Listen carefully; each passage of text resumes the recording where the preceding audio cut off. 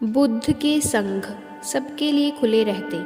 बुद्ध संघ का अर्थ है जो भी व्यक्ति बौद्ध भिक्षु बनकर बुद्ध के साथ रहना चाहता हो, बौद्ध की शरण में आना चाहता हो। कुछ लोगों को बुद्ध सहज ही स्वीकार कर लेते और संघ में रहने की अनुमति दे देते, पर कुछ व्यक्तियों को तो वह कह देते कि जाओ पहले एक रात शमशान में जाकर रहो। इसी तरह एक दिन एक व्यक्ति बुद्ध के पास आया और उसने बुद्ध से संघ में शामिल होने की इच्छा जताते हुए कहा, गुरुजी, मैं आपका शिष्य बनना चाहता हूँ। बुद्ध ने कहा, तुम्हें मेरा शिष्य बनने के लिए एक दिन पूरा शमशान में बिताना होगा और वहाँ तुम जो भी देखोगे और महसूस करोगे तुम आकर मुझे बताओगे। उसके बाद ही मैं तुम्हें अपने संघ में शामिल कर पाऊंगा। वह व्यक्ति ये सब सुन के घबरा गया। उसने बुद्ध से कांपती हुई आवाज़ में कहा, गुरुजी, दिन में तो ठीक है, लेकिन रात में शमशान में रहना बहुत खतरनाक है। तो बुद्ध ने उस व्यक्ति से पूछा कि वहाँ पर कैसा खतरा? व्यक्ति ने कहा, वहाँ भूत प्रेत होंगे, वो मुझे पकड़ लेंगे और जान से मार देंगे या फिर मेरा जीवन नर्क बना देंगे। भूत प्रेतों का खौफ उस व्यक्ति के चेहरे पे साफ साफ दिख रहा था। फिर बुद्ध ने उससे पूछा कि क्या तुमने भूत प्रेत देखे हैं? व्यक्ति ने कहा, नहीं, पर मैंने सुना बहुत है और कुछ ऐसे लोगों को ज़रूर देखा है जिनमें भूत आ जाते हैं और उन्हें परेशान करते हैं, अजीब अजीब हरकतें करते हैं। इस पर बुद्ध ने कहा, फिर तो अब तुम्हारे पास ये सुनहरा अवसर है ये जानने के लिए कि क्या वाकई में भूत प्रेत होते हैं या नहीं। तुम एक रात शमशान में व्यतीत करो। वहाँ अगर तुम्हें ऐसा लगे कि वो भूत है तो देखना कि वो कैसा दिखता है, और यदि ऐसा कुछ ना हुआ तो तुम यह जान पाओगे कि भूत प्रेत जैसी कोई चीज़ नहीं होती। इस तरह पूरी रात तुम जो भी अनुभव करोगे सुबह आकर मुझे बताना। बुद्ध की ये बातें सुनकर व्यक्ति बहुत जिज्ञासु हो जाता है। व्यक्ति बोलता है कि ठीक है गुरुजी, मैं एक पूरा दिन और पूरी रात शमशान में गुजारूंगा। बुद्ध ने कहा, ठीक है, अभी तुम स्नान कर लो और आश्रम में जाकर भोजन करके आराम करो। कल सूर्य की पहली किरण के साथ ही शमशान पहुंच जाना। व्यक्ति के जाने के बाद बुद्ध ने अपने 4 शिष्यों से कहा कि वह व्यक्ति कल शमशान जाएगा, तुम उसके पीछे जाना और उस पर नज़र रखना, पर ध्यान रहे कि उसे भनक भी न लगे कि कोई उसका पीछा कर रहा है या उस पर नज़र रख रहा है। अगले दिन सुबह होते ही वो व्यक्ति शमशान पहुंच गया। बौद्ध भिक्षु भी उस व्यक्ति का पीछा करते हुए एक जगह छुपकर उस व्यक्ति पर नजर रखने लगे। जब तक दिन था तब तक वह व्यक्ति शमशान में इधर उधर घूमता रहा।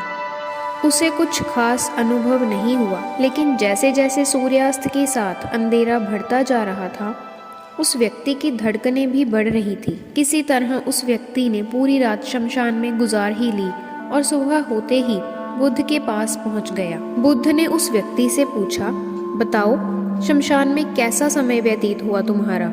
क्या अनुभव किया और क्या क्या देखा?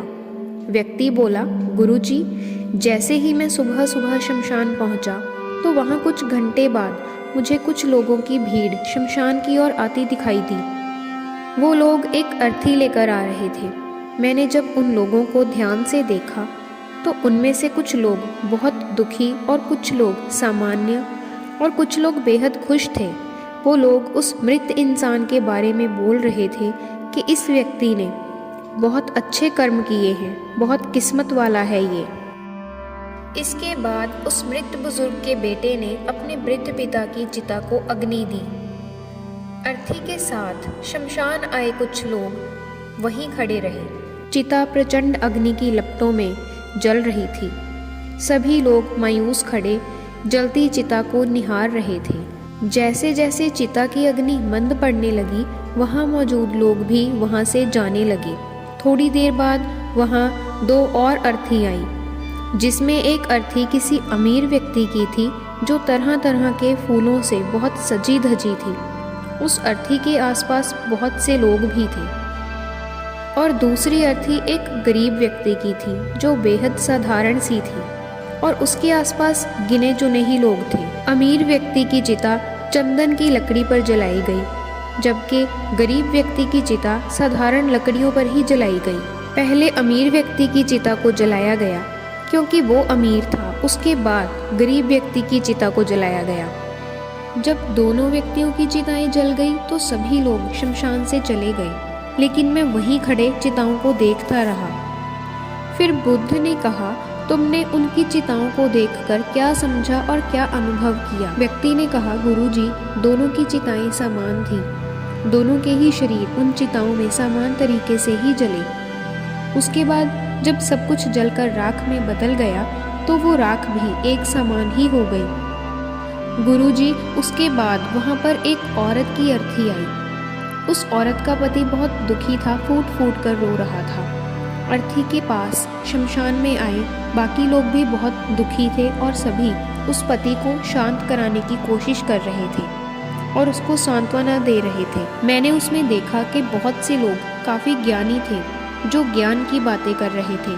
मैंने ध्यान से उनकी बातों को सुना तो वो बोल रहे थे कि अर्थी की सवारी करते हुए मृत होकर एक दिन तो सबको यहाँ आना ही है। जीवन हमें इंसानियत और परोपकार से जीना चाहिए, अधर्म कर्म से दूर रहना चाहिए, किसी को कभी कष्ट नहीं देना चाहिए। धन के पीछे हमेशा भागकर जो हम अपने जीवन का सुख चैन गंवा बैठते हैं और अंत में जो भी धन इकट्ठा करते हैं वो सब कुछ यहीं धरे का धरा रह जाता है। तो उस व्यक्ति ने बताया कि गुरुजी, इसके बाद शमशान में कोई अर्थी नहीं आई। इस पर बुद्ध ने पूछा कि तुम सारी रात वहाँ रहे तो क्या कोई भूत प्रेत तुम्हें दिखा?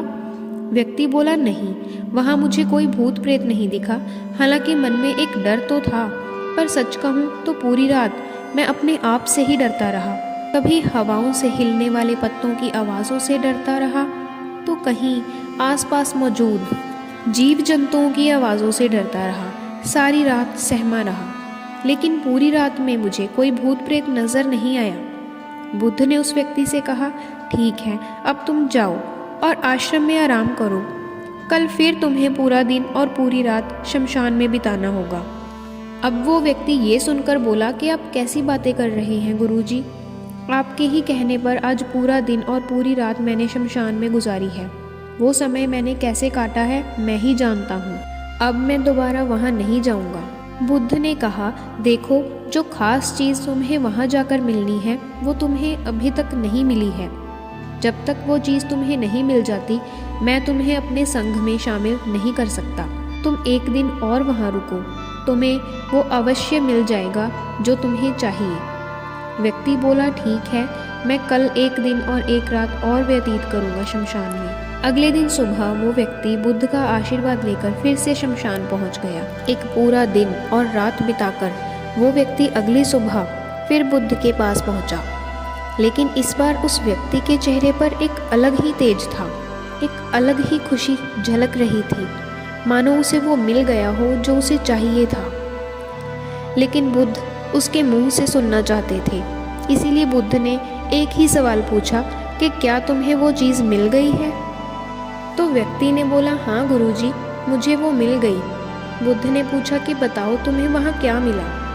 व्यक्ति ने कहा, गुरुजी, मैंने जीवन का अर्थ समझ लिया है। मैंने वहाँ देखा कि कुछ लोग शाम को मुझे अर्थी पर लेकर आ रहे हैं। मुझे चारों लोगों ने अपने कंधे पर उठाया हुआ है। मेरे पीछे 15-20 लोग चल रहे थे। मेरे पिता अर्थी के आगे आगे चल रहे थे और कुछ लोग राम नाम सत्य बोलते हुए मेरे ऊपर फूल फेंक रहे थे। मेरे सभी रिश्तेदार बहुत दुखी थे। भीड़ में मौजूद कुछ लोग तो सिर्फ दुखी होने का नाटक कर रहे थे। भी कुछ देर बाद मेरी अर्थी को ज़मीन पर रख दिया गया। मेरे शरीर को उठाकर चिता पर लिटा दिया गया।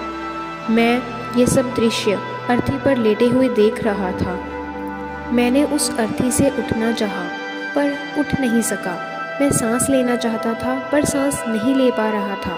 मैं पूरी तरह से असमर्थ और विकलांग की तरह महसूस कर रहा था, क्योंकि मेरे अंदर सांस नहीं चल रही थी। मैं अपने पिता को गले लगाना चाहता था, लेकिन मैं उठ नहीं सकता था। मैं भाई को गले लगाकर ये कहना चाहता था कि तुम अपना और माता पिता का ध्यान रखना। घर व परिवार की जिम्मेदारी अब तुम्हारे ऊपर ही है। इसे बखूबी निभाना, इससे मेरी आत्मा को शांति मिलेगी। कुछ समय बाद मेरा मुंह कपड़े से ढक दिया गया और शरीर के ऊपर कई लकड़ियां रख दी। मुझे अब कुछ भी दिखाई नहीं दे रहा था। फिर उसके बाद मुझे गर्मी महसूस हुई। मुझे एहसास हुआ कि मुझे अब जलाया जा रहा है। धीरे धीरे लकड़ियों के साथ साथ मेरा पूरा शरीर जलने लगा। मेरा दम घुट रहा था, मैं उठना चाहता था। आखिर अग्नि ने प्रचंड रूप ले लिया और धीरे धीरे मैं भी उस अग्नि में पूरी तरह खो गया। पूरी रात मैं खुद को ऐसा ही जलता देखता रहा। मैंने देखा कि अंतिम रूप में मैं राख बन चुका हूँ। उस पूरी रात ना तो मैं डरा, ना मुझे डर का एहसास हुआ। अब आंखें खुली, एक तीव्र रोशनी मेरे आंखों पर पड़ी। मैंने देखा कि ये तो मैं हूँ, वो भी शरीर के साथ। मुझे बहुत खुशी का अनुभव हुआ। उसके बाद मेरे मन से न जाने कितने ही भ्रम समाप्त हो गए और मैं आपके पास आ गया।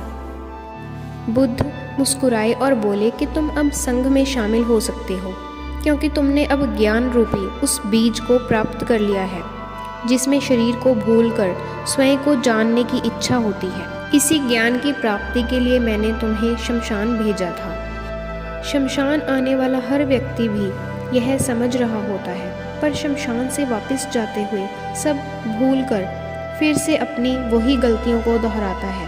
अधर्म फैलाना, लालच करना, क्रोध करना, अपशब्द बोलना, अहंकार करना और बुरी भावनाओं से बुरे काम करना। किंतु अब तुम्हारे अंदर ज्ञान का वो बीज आ चुका है जिससे हम जीवन को तब तक नहीं समझ सकते जब तक मृत्यु को निकट से देखा व समझा ना हो।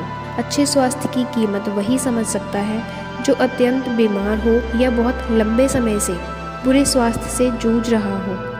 ठीक उसी तरह जीवन का महत्व भी वही व्यक्ति समझ सकता है जो मृत्यु से रूबरू हुआ हो या जो मृत्यु को समझ चुका हो, उसका एहसास कर चुका हो। अब तुम्हें इसी बीज को लक्ष्य बनाकर ध्यान की मदद से स्वयं को और ज़्यादा जानना है और ज्ञान की उस सीमा तक पहुंचना है जिसे जानने के बाद कुछ भी शेष नहीं रह जाता। मन हर विचारों से मुक्त हो जाता है, सब शून्य में समाप्त हो जाता है। मन में जिज्ञासा का कौतूहल शांत होकर ज्ञान रूपी शांति में बदल जाता है। यही है परम शांति, सुख, सुकून का आनंद एवं अनुभव प्राप्त होना आरंभ होता है। दोस्तों, आशा करती हूँ कि आपको आज की कहानी अच्छी लगी होगी। तो चैनल को सब्सक्राइब, वीडियो को लाइक, शेयर एंड कमेंट करना ना भूलें। Thank you.